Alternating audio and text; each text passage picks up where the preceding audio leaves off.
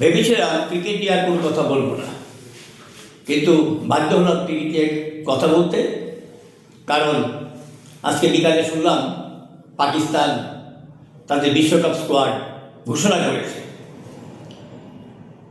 আমরা গতকাল পর্যন্ত জানতাম বাংলাদেশকে আইসিসি যেহেতু বাদ দিয়েছে বিশ্বকাপ T20 থেকে, পাকিস্তান নাকি খেলবে না।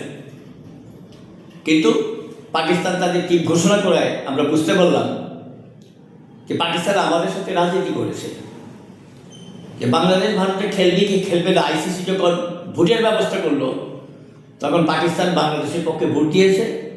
অন্য 14টা ক্রিকেট প্রেমিক দেশ ভারতে খেলার জন্য আইসিসির পক্ষে ভোট দিয়েছে। পাকিস্তানের এমনকি হয়েছিল বাংলাদেশের পক্ষে ভোট দিবে, সেটা ছিল সম্পূর্ণ রাজনীতি। আর না হলে তারা বাংলাদেশের পক্ষে দাঁড়িয়ে বলতে পারতো বাংলাদেশ যেহেতু খেলবে না, আমরাও ক্রিকেট খেলবো না। তাহলে বুঝতাম পাকিস্তান আমাদের পক্ষে স্ট্যান্ড নিয়েছে। কিন্তু তারা করেনি, কারণ তারা জানে যদি তারা ক্রিকেট না খেলে তাহলে তো তারা আইসিসি তাদের বিরুদ্ধে ব্যবস্থা নিতে পারে, এই একটা ভয় তাদের মধ্যে আছে। তারা অনেক সমীকরণ করে ভাবছে তারা আমরা খেলাটা খেলবো, টাকা পয়সার বিষয় আছে। পাকিস্তান যতটা বাংলাদেশকে সমর্থন করেছে তার চেয়ে বেশি ভারত বিরোধী হিসাবে তারা পরিচিত। ভারতের বিরুদ্ধে থাকতে গিয়ে বাংলাদেশের পক্ষে ভোট দিয়েছে বলে এটা সবাই বলাবলি করছে, কারণ এটা রাজনৈতিক।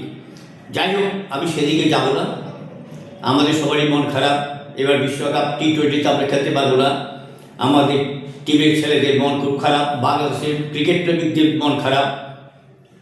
আমি শুনলাম বিসিসি সভাপতি আমির ইসলাম বুলবুল মহোদয় নাকি অস্ট্রেলিয়ায় চলে যাচ্ছেন, নির্বাচনের পরে আসবেন।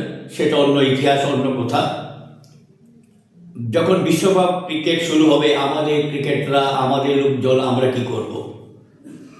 আমি বিসিসিকে বলবো, সরকারকে বলবো, যে সরকারি ক্ষমতায় আসুন, আপনারা এই সময় বাংলাদেশের ক্রিকেট খেলার আয়োজন করুন, জেলায় জেলায় ক্রিকেটকে ছড়িয়ে দিন, যাতে আমরা বিশ্বকাপ বঞ্চিত হয়েছে যাতে সেটা যাতে আমরা মনে না রাখতে পারি। আমরা যা অন্যভাবে আমরা সেই ক্রিকেটে জড়িত হয়ে যাই। প্রত্যেকটা জেলায় ক্রিকেট খেলার ব্যবস্থা করে দিন। ঢাকায় করুন, জেলাগুলিতে করুন, নতুন ক্রিকেট প্লেয়ার তৈরি হবে। মন খারাপের কিছু নেই। এই ধরনের ঘটনা অতীতেও ঘটেছে। পাকিস্তানে যখন ক্রিকেটে করে অ্যাটাক হলো, তখন অনেকেই পাকিস্তান খেলতে যায় নাই, এটা নিরাপত্তার জন্য। ভারত মনে করেছে যে মুস্তাফিজ খেললে নিরাপত্তা হুমকি হতে পারে, যদি এটা একটা তথাকথিত বিষয়। তাদের প্লেয়ারদের কোনো সমস্যা হবে না, আমাদের এক বাংলাদেশের মুস্তাফিজ গেলে সমস্যা হবে। একটা ভুয়া কথা এটা, এটার সাথে কোনো সময় আমি একমত হতে পারি না। বিসিসিআই এই কাজটা ভালো করে নিই। মুস্তাফিজ একজন আন্তর্জাতিক খ্যাতিসম্পন্ন খেলোয়াড় ছিলেন, এখনও আছে। আর একটা নতুন রং উঠেছে যে সাকিবকে নাকি আনবে। এইটা একটা রাজনীতি। সাকিব আওয়ামী লীগের এমপি ছিল, তার বিরুদ্ধে কত কিছু হয়েছে, তাকে আসতে দিবে না, এই সেই কত মামলা মোকদ্দমা, বিদেশে থেকেও মার্ডার কেসের আসামি। এইটাও পলিটিক্যাল, একটা অন্যদিকে ডাইভার্ট করার জন্য। এইগুলি প্রয়োজন নয়, সাকিব রানার দরকারই নাই। আমাদের দেশে অনেক নতুন নতুন প্লেয়ার হয়েছে, তাদেরকে নিয়ে খেলা করুন না কেন? সুতরাং আমি মনে করি যে আপনাদের এই সমস্ত বিষয়টা খুব নতুন করে চিন্তা ভাবনা করা দরকার। কাজেই একটা শক্তিশালী টিম গঠন করুন, ক্রিকেট প্রতি যত্ন নিন।